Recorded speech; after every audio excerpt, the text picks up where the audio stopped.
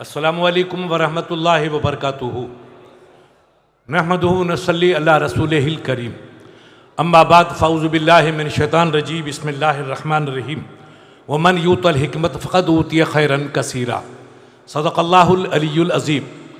قلم گویت کے من شاہ جہاں نم، قلم کا شراب دولت می رسانم۔ عزیزان گرامی، علماء کرام، شیخ مخدوم حضرت علامہ شیخ ابو بکر صاحب قبلہ مدظلہ النورانی، برادر گرامی ڈاکٹر عبدالحکیم صاحب ازہری، تمام یہاں تشریف فرما علماء کرام اور فراغت پانے والے تمام میرے عزیز طلباء اور عالم، سامعین کرام، میں ان تمام جو فارغ التحصیل ہوئے ہیں طلباء، ان کو حضرت کی جانب سے مبارکباد پیش کرتا ہوں اور دعا کرتا ہوں کہ اللہ تعالیٰ آپ کو دین متین کی زیادہ سے زیادہ خدمت کرنے کی توفیق عطا فرمائے۔ آپ دنیا کے کسی خطے میں رہیں، اپنے استاد کو کبھی نہ فراموش کریں۔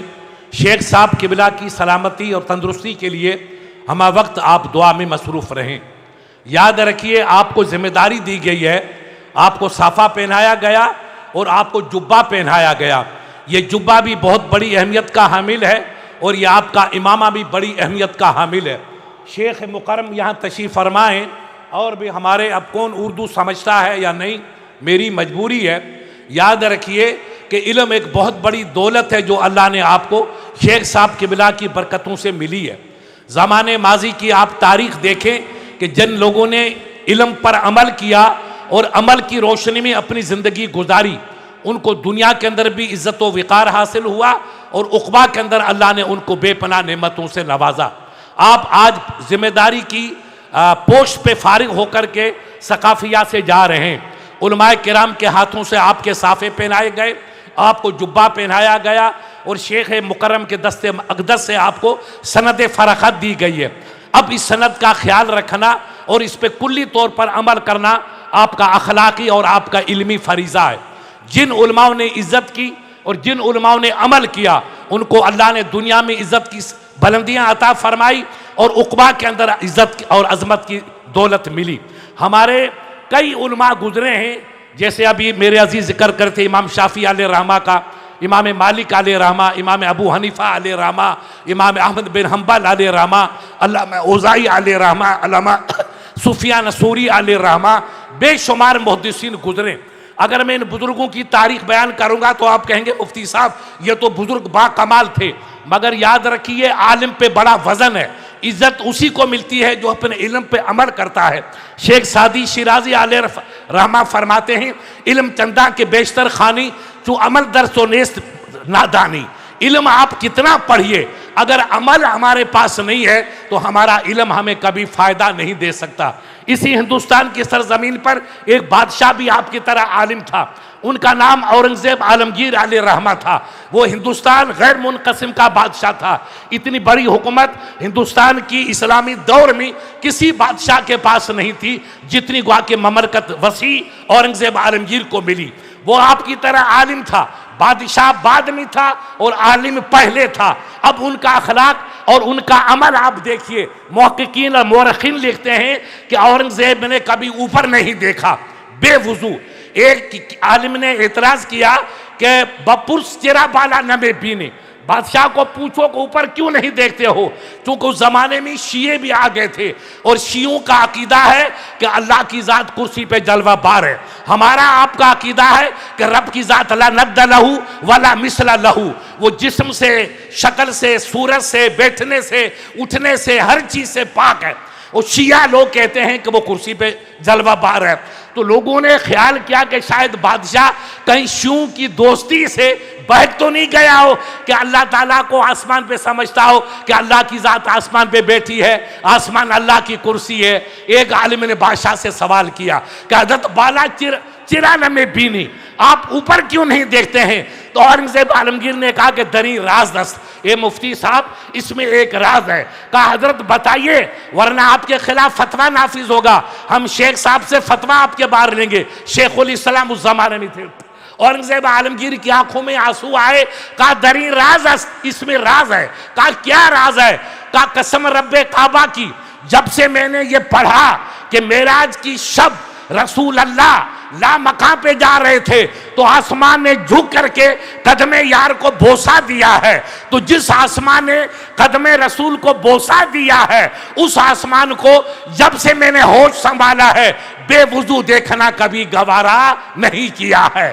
با وضو ہوتا ہوں تو آسمان کو دیکھ لیتا ہوں اور بے وضو ہوتا ہوں تو سر کو خم کر دیتا ہوں. آپ یاد رکھیں یہ آپ کی طرح عالم تھا, بادشاہ بعد میں تھا. انہو کان عالما اولا والملک الہند بعد ذالک. جب ایک عالم اور اس کے ساتھ بادشاہی ملی تو اس نے بے وضو آسمان کو دیکھنا گوارا نہیں کیا. ھذا اول عمل لنا ولکم ینبغی لکم ان تعملوا فی کل حین وکل عال وان لم تکن فیکم عملا فلا علم لا نفع لک لا نفع لک لا فائدہ لک. ایک اور بادشاہ تھا جس کا نام ہارون رشید تھا, وہ بغداد کا بادشاہ تھا, آدھی دنیا پہ اس کی حکومت تھی. اس نے ایک عالم سے کہا جس کا نام علامہ کسائی علیہ رحمہ تھا, جو امام محمد علیہ رحمہ کا خالہ زاد بھائی تھا, جید عالم تھا فقہ کا, حدیث کا, نحو کا. ان سے کہا کہ حضرت آپ میرے بچے کو پڑھائیے. تو کہا نہیں میرے پاس وقت نہیں ہے, مدرسے میں وہ لوگ اپنے گھروں میں پڑھاتے تھے, مدرسے میں بھیجیے تو میں پڑھاؤں گا. تو ٹھیک ہے میں مدرسہ بھیجوں گا مگر میرے بچے کو پہلے پڑھائیے اور دوسرے طلبہ کو بعد پڑھائیے. کہا لا لا ھذا لا یجوزو, ایسا نہیں ہوگا, جو پہلے آئے گا پہلے سبق میں اسی کو دوں گا. ہارون رشید مجبور ہوا, مامون رشید کو علامہ کسائی کے مکان پہ بھیجا. اب علامہ کسائی نے پڑھانا شروع کیا. دیکھو یہ علماء کی قدر ہے, یہ عالموں کا احتیاط ہے, یہ عالموں کی عظمت ہے, یہ عالموں کی خدا ترسی کا جذبہ ہے.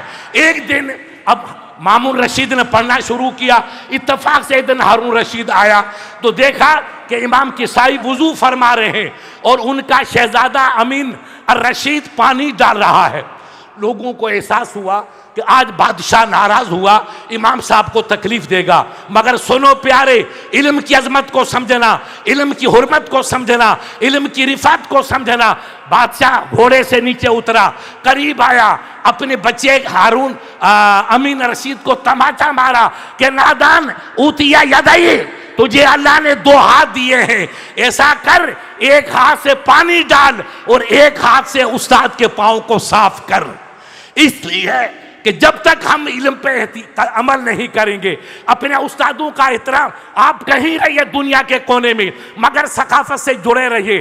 شیخ ابو بکر قبلہ کی زندگی سے وابستہ رہیے, ان کے شہزادے کی زندگی سے وابستہ رہیے, اپنے استادوں کا عمل کرتے رہیے. ہر کے خود بینت محروم شد, ہر کے خود بینت محروم شد. یاد رکھیے جس نے اپنے کو بڑا سمجھا وہ تباہ ہو جاتا ہے. اسلم تسلم میرے آقا کا فرمان ہے. جتنا آپ جھکتے چلے جائیں گے, عبادت میں مصروف رہیں گے, استادوں کا ادب کریں گے, اکابر کا ادب کریں گے, خدا علم میں برکت بھی دے گا, عزت میں برکت دے گا, دنیا میں بھی وقار ملے گا, عقبہ کے اندر وقار ملے گا. اللہ تعالیٰ آپ لوگوں کے علم کی برکت سے شیخ صاحب کی عمر میں برکتیں عطا فرمائے, ان کو صحت و عافیت عطا فرمائے, اس ادارے کو دن دونی رات چگنی ترقیاں عطا فرمائے. السلام علیکم ورحمۃ اللہ وبرکاتہ.